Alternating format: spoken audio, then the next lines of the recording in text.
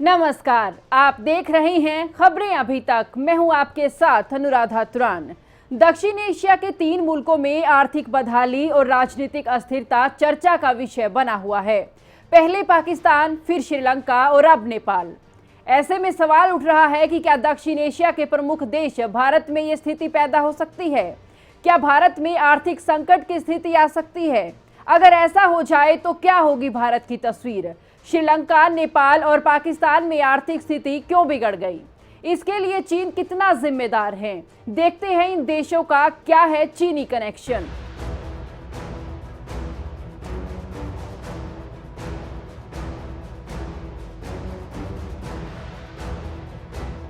नेपाल, श्रीलंका और पाकिस्तान की हालत बेहद नाजुक है। इन मुल्कों में राजनीतिक अस्थिरता के साथ आर्थिक स्थिति भी खराब है। खास बात यह है कि तीनों मुल्कों का संबंध दक्षिणी एशिया से है। भारत भी दक्षिण एशिया का प्रमुख मुल्क है, इसलिए ये सवाल लाजमी है। लेकिन भारत की स्थिति बेहद अलग है।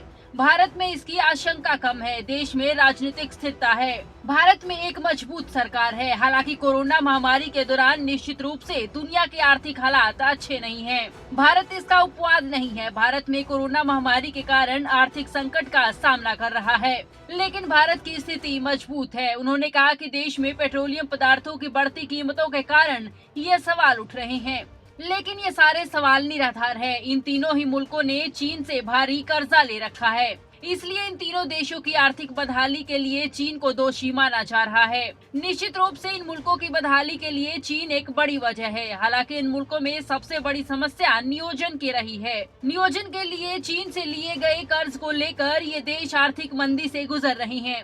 भारत ने किसी मुल्क से कठोर शर्तों पर कर्ज नहीं ले रखा। भारत अपने नियोजन के बल कोरोना महामारी के दुष्प्रभाव से निपटने में सफल रहा है। हालांकि कोरोना की दूसरी लहर के दौरान भारत की अर्थव्यवस्था लड़खड़ाई थी, लेकिन समय रहते वो संभल गई। वहीं श्रीलंका ने अपनी ज्यादातर कर्ज चीन, जापान और भारत जैसे देशों से लिए हैं। 2018 से 2019 तक श्रीलंका के प्रधानमंत्री रहे रोनिल ने हबनटोटा पोर्ट चीन को 99 साल की लीज पर दे दिया था। ऐसा चीन के लोन के पेमेंट के बदले किया गया था। ऐसी नीतियों ने उनके पतन की शुरुआत की। आर्थिक बदहाली की आंच देश की राजनीतिक अर्थव्यवस्था पर पड़ी। श्रीलंका के स्थानीय नागरिक इस आर्थिक बदहाली के लिए सरकार को जिम्मेदार ठहरा रहे हैं। इसलिए ऐसा माना जा रहा है कि नेपाल के आर्थिक दिवालियापन के लिए काफी हद तक चीन जिम्मेदार है। केंद्रीय बैंक नेपाल राष्ट्र बैंक अर्थव्यवस्था को बचाने में जुट गया है। एनआरबी ने अर्थव्यवस्था को बचाने के लिए केंद्रीय वित्त मंत्रालय को पत्र लिखकर पेट्रोलियम उत्पादों के आयात पर नियंत्रण लगाने को कहा गया है। वहीं बैंकों को वाहनों समेत गैर जरूरी चीजों के लिए कर्ज न देने का निर्देश दिया गया है। वाणिज्यिक बैंकों के साथ हुई बैठक में बैंकों को कर्ज न देने का निर्देश दिया है।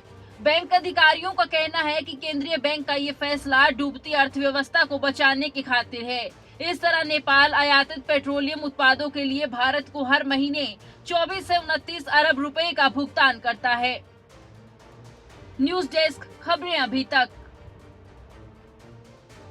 अगर आपको हमारा ये वीडियो पसंद आया हो तो पेज को लाइक और शेयर करें और इसी तरह की हर वीडियो सबसे पहले पाने के लिए चैनल को सब्सक्राइब करें।